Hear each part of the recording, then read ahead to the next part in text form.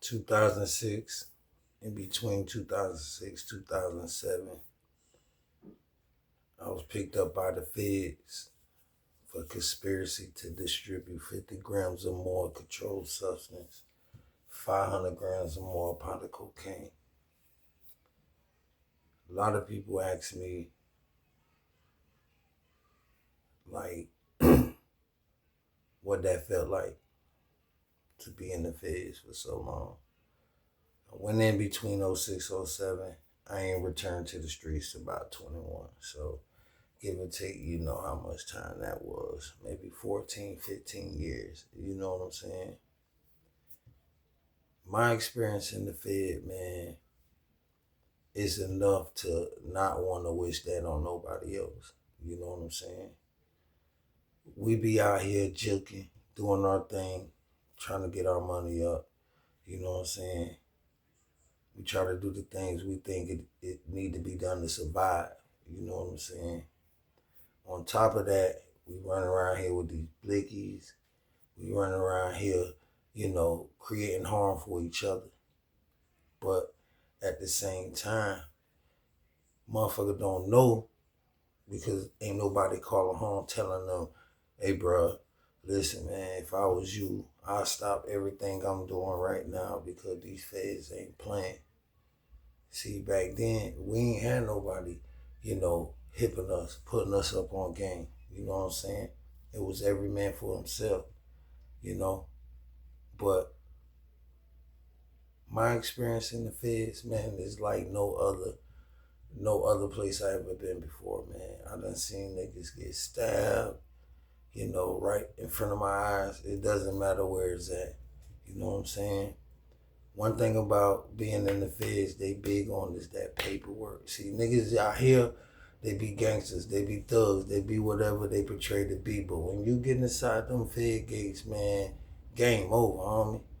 All that stuff that a mug claim to be out here on the streets, all this tough guy stuff, all that cease. You got brothers in there that don't even play the radio. If you ain't standing on business and you ain't solid and that paperwork ain't no good, man, it's no way you can survive in there. You know what I'm saying?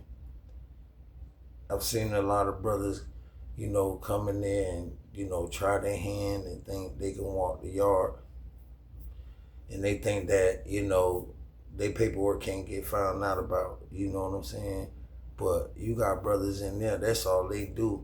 That's all they do is scan niggas and figure out if they hot or not. See, the word hot mean you a snitch. The word rat mean you a snitch.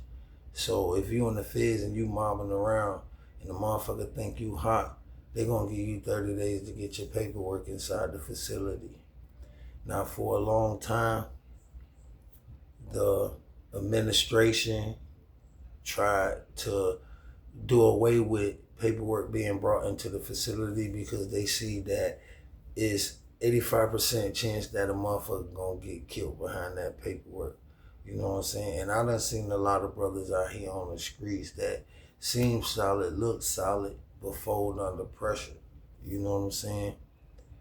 So while motherfuckers out here wilding and doing their thing and thinking they tougher than the next man and all this, man, all I can say is, bro, don't go to the feds. Don't go to the feds. Because you going to have to stand on business, man. If you don't stand on business, homie, them niggas gonna get you up out of there, man. See, they got this thing called a car. A car is whatever state you from. Every state has a car.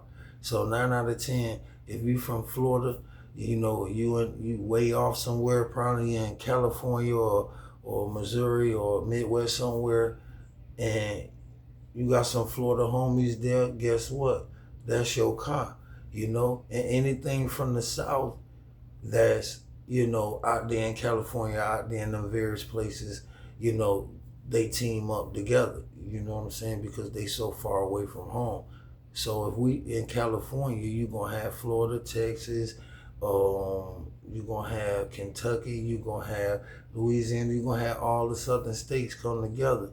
You know what I'm saying? But one thing they gonna stand on, whether you in your own home front or if you way off in another state, they gonna stand on that paperwork. Because one thing for certain, two things for sure, they not rocking with no hot niggas. Ain't no hot niggas finna be flopping with no motherfucking real niggas on the yard. You know what I'm saying? They doing away with them. I done seen motherfuckers, a bus of 40 come to a facility like USP Pollock, you know what I'm saying, and check in as soon as you get off the bus. You know, the motherfuckers gonna call you inside a room with a gang lieutenant, and they gonna ask you, have you ever worked for law enforcement? Have you ever did all this stuff here? And motherfuckers use that opportunity there to check in before they even know they on the yard. You know what I mean? But the thing about the feds is, it's no such thing as a secret snitch, if you ask me, because you can get found out about any day.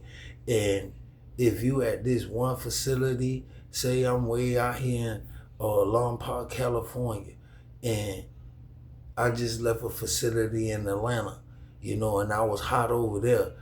Somehow, some way, they gonna send a kite, which is a little note, to that next facility. Before you get to that facility, them boys gonna know about you. And how they know about you is, before you get to that facility, they gonna have the laundry people gonna already have your chart, where you coming from, your sizes, where you from, who your car is. If you from Kentucky, they gonna already hit the shot caller on the yard that they got a certain amount of inmates that's supposed to arrive on the bus. You know what I'm saying? If you're a real nigga offhand, you know what I'm saying, you gonna hit that yard. You gonna hit that yard because you ain't got nothing to worry about, because you know your paperwork 100.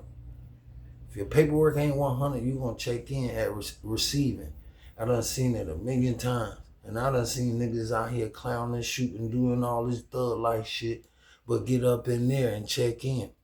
Now, when you check in, it ain't no telling how long you gonna be in check-in. You know what I'm saying? You could be in check-in anywhere from 3 months to 9 months to 2 years, until they figure out if they have to transfer you to another facility. And then, even then, you not even safe on no yard. You will be on a thing called diesel therapy, meaning you gonna always have to get transferred, whether by bus, plane, or car. That's not a good way of living in there, man. Secondly, when you arrive, the homie's gonna give you what you call a care package. You know what I'm saying? You get you a care package. Now, the trick with this care package is, man, now, if you take this care package, you telling them without saying, hey, I ain't telling nobody, I'm not a rat, I'm not a snitch. Now, the catch too is, if you don't take this care package, it's gonna raise flags. You know what I'm saying? Now, you being lame to the game, you don't know, that refusing this care package is more like borderline telling the homies, hey man, I snitched on somebody, I'm a rat, man, da. You feel me? So now they gonna inquire the paperwork. And when they get that paperwork, I don't give a fuck how long it take. Now you can sit there and be like, oh man, I don't know how I'm gonna get my paperwork. My lawyer can't send it because they ain't accepting the paperwork in the facility. Guess what? Them boys gonna have a way to get that paperwork in.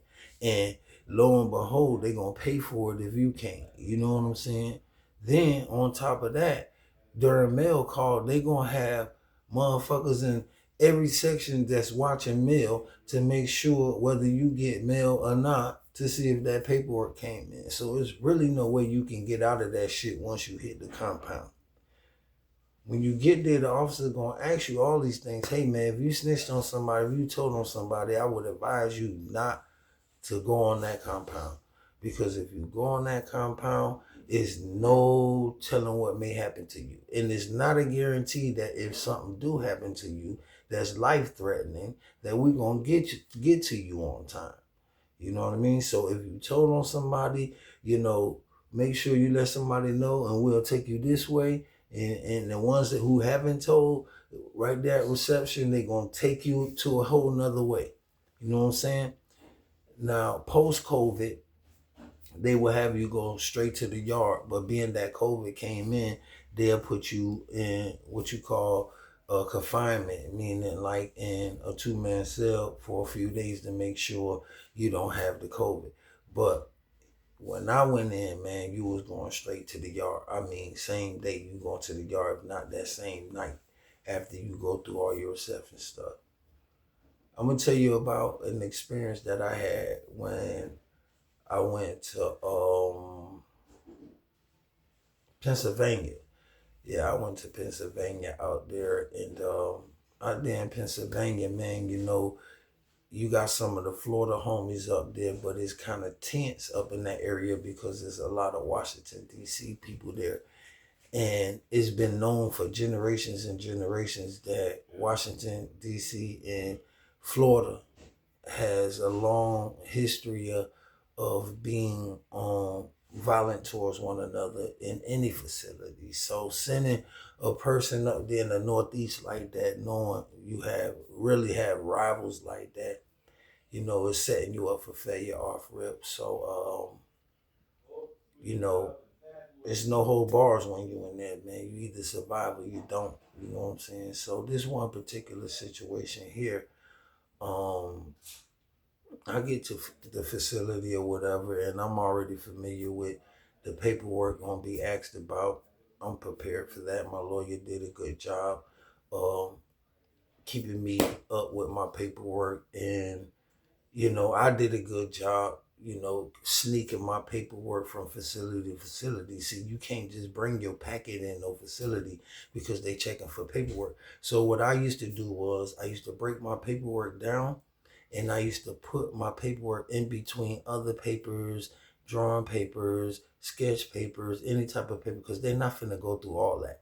And once I get to the facility where I'm gonna be for quite some time, I will take my time out and I will get, all my paperwork together, and I will have my paperwork prepared for these guys to ask me, what that paperwork hitting on. Once your paperwork get cleared, those guys that's calling the shots on the yard, once your paperwork get cleared, you know, either they'll send a runner or whatever, and then, they'll stamp you. You know what I'm saying? They got this thing called stamp. Stamp mean you good, you Gucci. You can buy shit on the yard, you can do whatever, you can mob however you mob. Motherfuckers gonna respect you because that paperwork tells who you is. And know that that paperwork is like your license to survive on any federal compound, you know? But well, let me take that back. The lower the custody level, the more the violence adjusts to a calm level. Cause once you start getting down to those mediums and them camps and them lows, you pretty much ain't gotta worry about no paperwork. But nigga like me, you know what I'm saying? They'll send a nigga straight to the penitentiary, man. Straight to the penitentiary where it's going down at. You feel me? And I done met a lot of good people in the penitentiary too, man. I done ran across one of the head guys of the Black Peace Stone. My dog, much love. Hopefully you still fighting your case, man. Done ran into Buju Banton. Everybody know Buju. Yeah, the famous reggae singer. Big ups to Buju. Got to get you back on that chessboard though, brother. And I hope you still teaching people about the motherland. Much love. I ran into a lot of people. I crossed paths with Project Pat coming through Oklahoma. He had the little pistol case at that time. You know what I'm saying? Then I ran into T.I. or crossed T.I. over there in Arkansas before he was released. We was on some transport shit. I was coming from Atlanta. We was going way out there, dumping off some people, picking up some people before we got dropped off at Oklahoma. Oklahoma is where the main biggest federal holdover facility in the United States, if you ask me. And in this facility, the inmates feet never touch the concrete, because what the plane would do is when you pull up to the facility, you pulling up in the plane like you a motherfucking Bentley or something, pulling up right at the door. You getting off the plane and walking straight into the facility. It's no bottom floor, no bottom doors, no bottom nothing. All inmates will not hit the asphalt on that airport. You going straight in that building off the plane. You know what I'm saying? A lot of people ask me, have I ever had to get into some shit on the yard? Yeah, I got into plenty of shit. You ain't got no choice but to get into some shit. You feel me? You got all these gangs, you got all these motherfucking rats, you got all these niggas surrounding you. And then when if you part of the car, it's no such thing as, hey man, I ain't finna rock. Nigga, you either rock or you get rocked on that bitch. Straight up. But to fly back to the Pennsylvania part, I had a little incident, you know what I'm saying? The Florida car was already weak as far as like the numbers, you know what I'm saying? And when I arrived to the facility, you had the officer just trying to throw me in the cell with somebody, okay? The cell that they was trying to throw me in at the time housed a young DC nigga, you know, some real young DC nigga. And from analyzing from a distance, I can tell this young nigga on some, you know what I'm saying, on some about that shit, you know what I'm saying? And the hate for a Florida nigga is evident. So, hell nah, you ain't finna put me in that cell with that dude. I'm bucking out the gate. You ain't finna put me in the cell. So what they do is, the police really don't control where you go in there. It's your homies. It's your car. Your car gotta find you somewhere to stay because they know how this shit rocking. So they introduced me to a dude, I guess been there a long time. He got longevity, so he got a say so over the Florida car, which is a spokesman. Because the Florida car, if I'm not mistaken, it should still be that way. We don't have no shot caller. We just have spokesmen, people who got longevity or whatever on that yard. It may have not changed. You know what I'm saying? But they come over there, you know what I'm saying? They're like, yo, what's up? You know, they talking to the police like, hey man, listen, you know, we got this. We're gonna make sure he good, blah, blah, blah. He might have to go in there for the night, but in the morning, you know, we'll go on and get him straight, blah, blah, blah. I'm still not hearing that, you know what I'm saying? But at the same time, they got politicking going on, you know what I'm saying? Motherfuckers came together, 2 shot callers, Florida car, DC car. They did the politicking, whatever. I ended up in the cell that night. You know what I'm saying? So, my thing was, I ain't finna be up here way in Pennsylvania. You know what I'm saying? And I'm not finna check in. I'm just gonna splack on somebody and get the fuck for around here. You know what I'm saying? When you're in the feds, man, you can't think about it twice, man. You just gotta go and make your decision, do it, and get the fuck on. You know what I'm saying? So I start moving my shit up in there. Buddy start acting kind of weird, so I sparked on him. But you gotta spark on them fast, quick, in a hurry. You know what I'm saying? Because if the homies find out, if they homies find out, it's gonna be a bloodbath. So you gotta handle business and get the fuck on. You know what I'm saying? So you know me, I'm timing shit. It's a time for everything. So yeah, I splack off on little homie, whatever ended up. So they ended up putting me in confinement. You know what I'm saying? The homies tried to get me out of confinement because they was like, hey, we can handle this shit. We can do this, boom, boom. We don't need. I'm like, man, fuck that. I gotta go. They ended up sending me from there. They ended up sending me to the South, where I was wanting to go, to be around a whole bunch of homies. They sent me to Louisiana Pollard, USP Pollard. You know what I'm saying? Not knowing at that time, because I was a young nigga, man, I was at one of the most deadliest, dangerous penitentiaries in the United States outside of Texas prison, which was called Bloody Beaumont. See, back then, Louisiana, USP Pollard was number 2, because Bloody Beaumont, it spoke for itself, Bloody Beaumont, you know what I'm saying? But USP Pollard is no difference really from Bloody Beaumont, because on that yard, you got the Mexican Mafia, you got the motherfucking, who else they got? The fucking Texas Syndicates or something like that. Then you got all your other cars, the DC dudes. But at USP Pollard, what was confusing was Washington, DC, they still kind of outnumbered the people from the South. You know what I mean? And on that compound, I mean, it may have changed by now, but on that compound, before I left there, the Louisiana brothers was rocking with the DC brothers. And I didn't understand that because I'm like, okay, hold on. Here we is deep in the South in Louisiana, Pollock, Louisiana. How in the world is Louisiana car allies with the Washington DC car? That was confusing. You know what I mean? Because at the end of the day, we are from the South. But history tell it that DC and Louisiana got into a war on a yard and they stabbed each other up. And after that period of time, they called the truce somehow. You know what I mean? So now when you walk in the USP pilot compound, you gotta look at the Louisiana brothers like they from Washington, DC. You feel me?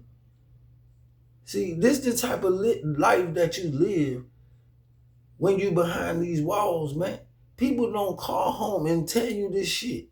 People don't call home and tell you if you get caught up in the feds, nigga, or you gonna have to survive every day in this bitch. You gonna have to carry a knife.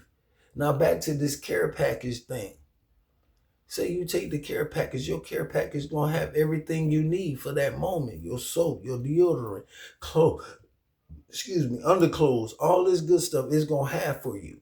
They gonna make sure they hook you up. In some places they tell you it's a kitty for all brothers coming in off the streets into a facility that may not have nothing the first few weeks that they there. But some will tell you return the favor back to the kitty for another brother to come in and get the same love if he's not hot, if he's not considered a rat. See, a lot of niggas, they sit out here and they do all the things they do and they create all these problems for people and they sales and creating all these crimes, not thinking about one day if I ever get caught for some of this shit, man, what type of shit I'm gonna face on the other side of this. It's not pretty. It's not pretty. You know? The value of life inside that facility, I'm telling you, is this big, bro. Even for the officials and officers and nurses and teachers and doctors and everybody in there is a liability. Life is on the line. You know? You got the dirty white boys, you got the fucking area nations, you got your all kinds of shit, man. All kinds of shit. I remember one morning, man, no lie, no cap, bro. My first week at USP Pollock, man, it was like around Christmas time, man. And they got different dormitories, A, B, C, D, whatever. And them compounds, they have different times they call that dormitory or that unit out for breakfast, lunch, or dinner. And say they call maybe through inspection that week, D unit got the best, so D unit go first this week, or whatever unit go first this week due to, house cleanliness, however. But I remember clear as day one morning, man. We walk in, they call D building out before us. Now, when they called D building out, they called us out shortly, you know what I'm saying, after that. So we were really walking behind the guys from D building. Now, let me tell you, in some of these penitentiaries, they got places like we call blind spots where the camera is not active or the camera cannot see due to a certain angle or due to a certain object blocking the view real good. And most inmates know these blind sections, you know what I'm saying? So as we walking, this like literally my next morning, like I'm fresh here.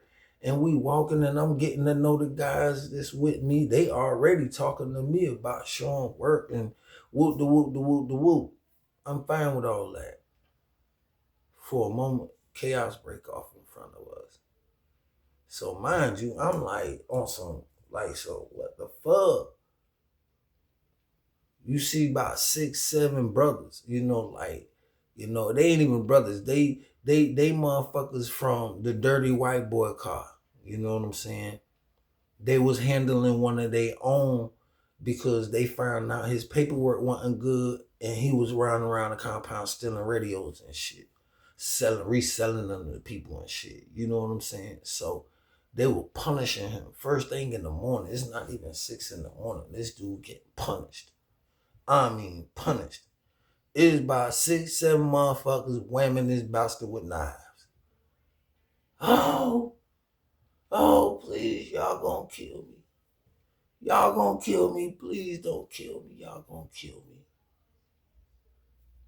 You look around to see the remorse on anybody's face. You got the next man standing on the side. Hey, y'all keep it moving. Y'all ain't seen shit. First day there. Come on now. This the next morning. Nigga ain't even getting no breakfast in this body. You watching a motherfucker getting stabbed to death. Real nigga shit. No cap. No cap. Motherfuckers ask me why I'm built this way. You know what I'm saying? The shit that I've seen, compared to what you do, ain't nothing. You know what I'm saying? When you get behind that federal gate, man, the ball game changed, man. You know what I'm saying? And another thing you don't want to do while you're on that compound that you can get penalized for severely. If you have to talk to any official on that compound in the penitentiary, we're not talking about no Lowe's camps and all that shit, man. We talking about the pen. You can't even go ask the doctor, the nurse, the teacher, the whoever in the fuck that's not in the police suit a question without having a witness with you. And what I mean by that is, if I gotta go ask the teacher what assignment that she assigned me to that night, I gotta take a homie with me. You know why? Because you got a lot of motherfuckers checking in behind that shit. So now you have to take somebody with you just to even go talk to a motherfucking official. It ain't even gotta be the police. But the easiest way to check in is the people outside of the polices, which is I need to get on a work call or the nurse call and see if I can get checked for a stomach ache. But really, I'm finna go up there and tell that nurse, hey, I can't go back out there on that compound. They gonna kill me when they find out about my paperwork. Best person to check you in is an official outside the police because it wouldn't be looking like nothing, so niggas got help. So now you have to step to an official with your partner so you won't be undercover and telling no shit. You know what I'm saying? You still got motherfucking FBI on that compound. You still got SIS. You still got SIA. You still got motherfucking agents on that compound where niggas working off that time. That's just how it go. But I know one thing for certain, 2 things for sure. That paperwork must stand up. If that paperwork ain't standing up, buddy, I would advise you to keep checking in until doomsday. Especially if you got a lot of time, man. Because your bid is not going to be comfortable. All that gangster shit you was about out here, all that thug life, I kill a nigga, boom, boom, bang, bang. Ain't no guns in there.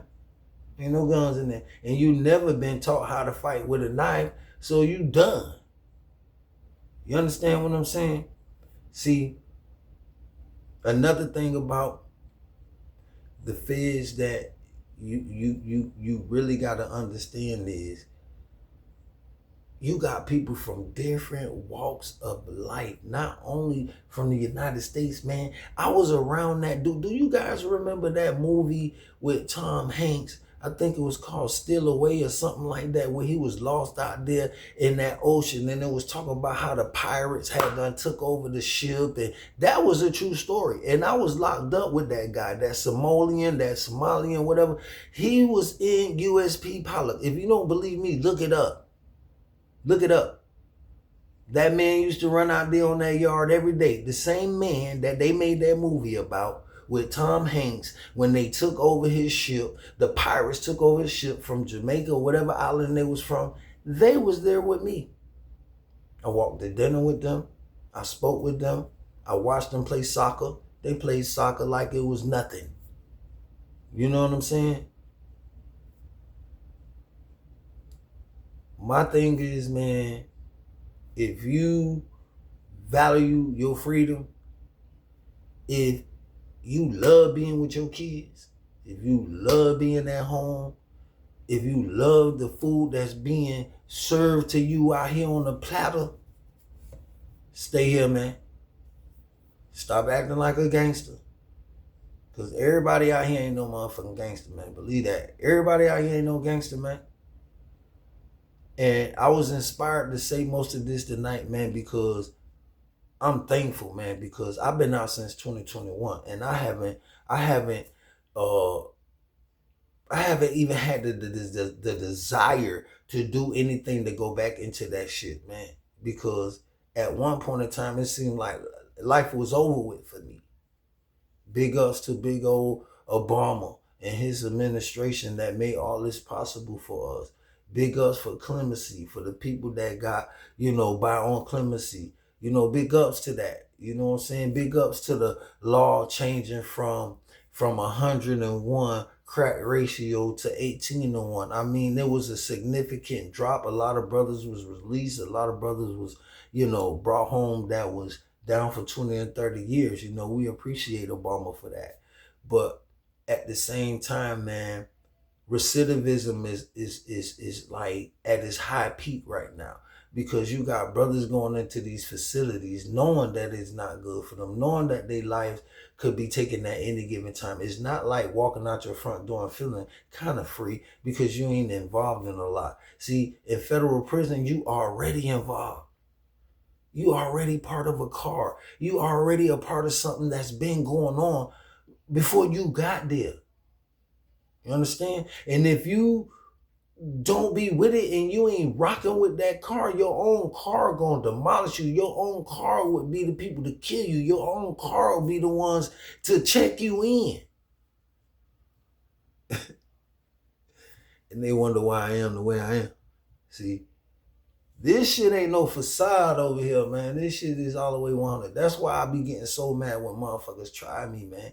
When these girls be around here talking to nigga in any kind of way, when these niggas always got a nigga name in their mind, man. Listen, bro, like I keep saying, every time I get on one of these clips, I don't want no smoke, bro, because I know where I came from, bro.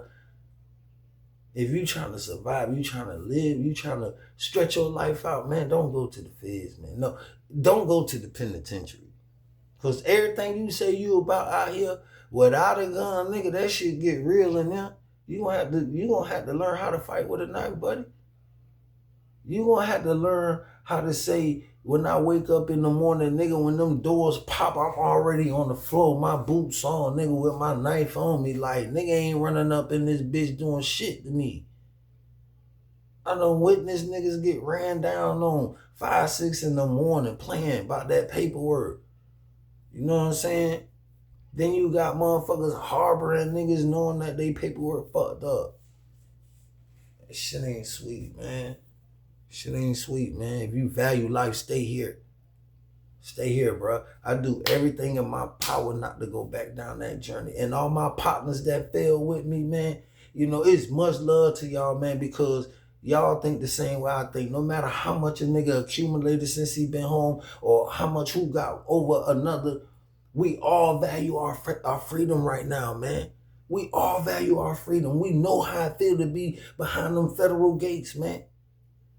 That's why we all in the cut. All my niggas doing different things, driving trucks, getting jobs and stuff like this, man. Because it's not worth it in there, man. Everybody who go to federal prison do not survive, man. If you value your freedom, man, stay home.